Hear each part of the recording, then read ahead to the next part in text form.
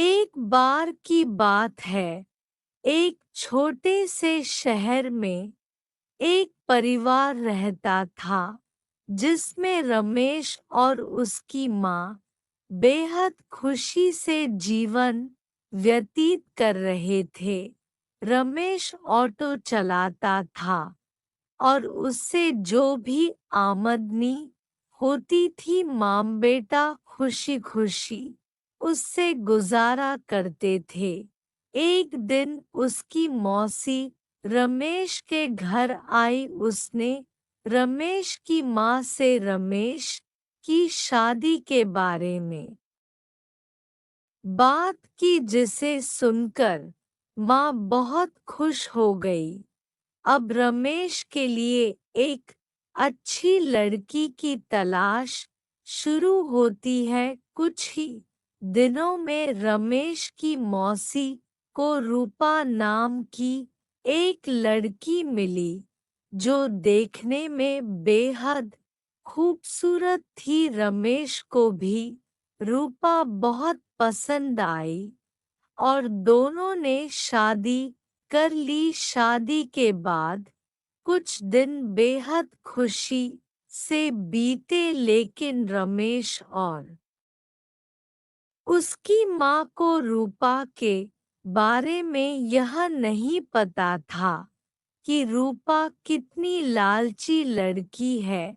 रूपा ने शादी के कुछ दिनों बाद ही अपने रंग दिखाना शुरू कर दिया था।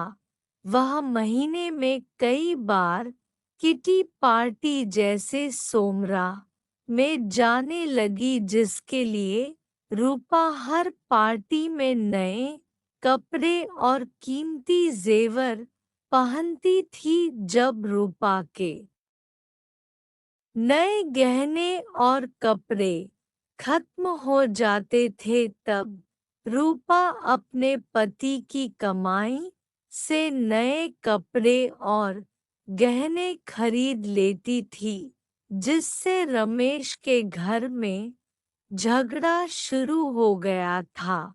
कई बार ऐसा होता कि महीने का राशन लाने के लिए जो भी पैसे होते थे, उन पैसों से रूपा अपने लिए कपड़े और गहने खरीद लेती थी। एक दिन रमेश ने कहा, रूपा अपने नए कपड़े और गहने खरीदने में इतना पैसा बर्बाद करने का क्या फायदा है? आपको सोचना चाहिए कि आपके पति की इतनी कमाई नहीं है कि आप एक महीने में 10 बार किटी पार्टी में जाने के लिए नए नए आभूषण खरीद कर खर्च कर सकें।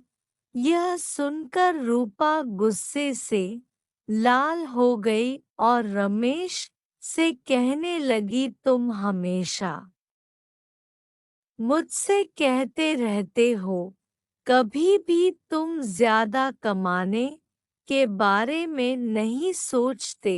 यदि तुम ज्यादा ऑटो रिक्शा चलाते तो ज्यादा कमाई होती और आज मैं आराम से नए नए कपड़े पहन सकती।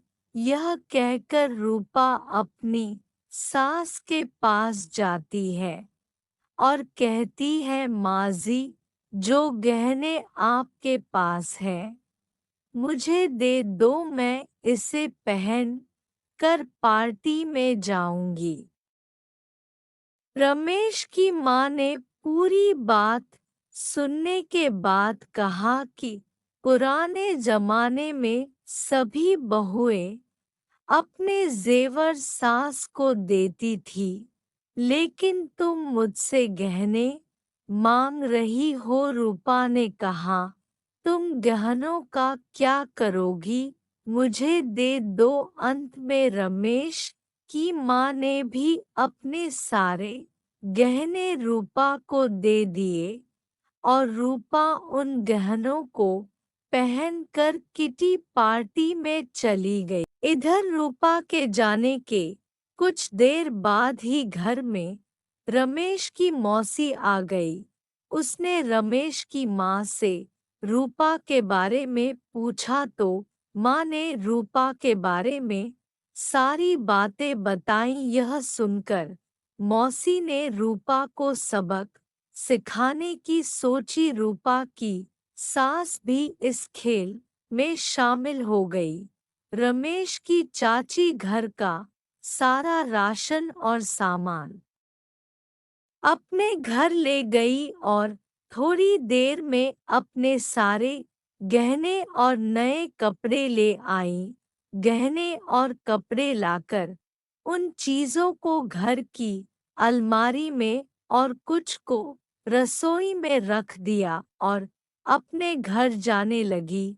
जाते समय रूपा की सास से कहा कि जब रूपा घर आएगी तो यह जेवर देखकर वह तुमसे कुछ पूछेगी, तुम उसका अच्छे से उत्तर देना। उसके कुछ ही समय बाद रूपा किटी पार्टी से घर आई और अपनी अलमारी में सभी नए गहने देखकर बहुत खुश हुई। लेकिन शाम को जब रूपा रसोई में खाना बनाने गई तो उसे फिर से राशन के डिब्बे में नए गहने मिले, जिसे पाके रूपा की खुशी का कोई ठिकाना नहीं था।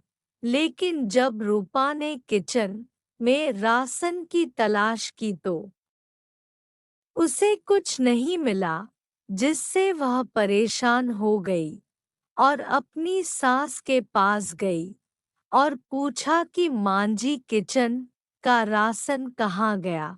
तब सास ने कहा कि बहू, आपको गहने और कपड़े सबसे ज्यादा पसंद है, इसलिए आज मैंने घर का सारा राशन और सामान बेचकर आपके लिए नए गहने और कपड़े खरीदे लाई हूँ। अब आप इसे पहन सकती हो और पार्टी में जा सकती हो। यह सुनकर रूपा ने कहा कि ठीक है, मगर खाने के बिना मैं गहनों और कपड़ों का क्या करूंगी। तो सास ने फिर जवाब दिया कि अब खाना खाने की क्या जरूरत, तुम्हें अपनी सबसे प्यारी चीज मिल गई है, तुम्हें इसमें खुश होना चाहिए। यह सुनकर रूपा को अपनी हरकत पर पछतावा होने लगा। तभी रमेश की मौसी भी आ गई। उन्होंने यह भी कहा कि यह सब मैंने आपको समझाने के लिए किया है कि केवल नए कपड़े और आभूषण जरूरी नहीं है, इसके अलावा दुनिया में और बहुत कुछ होता है।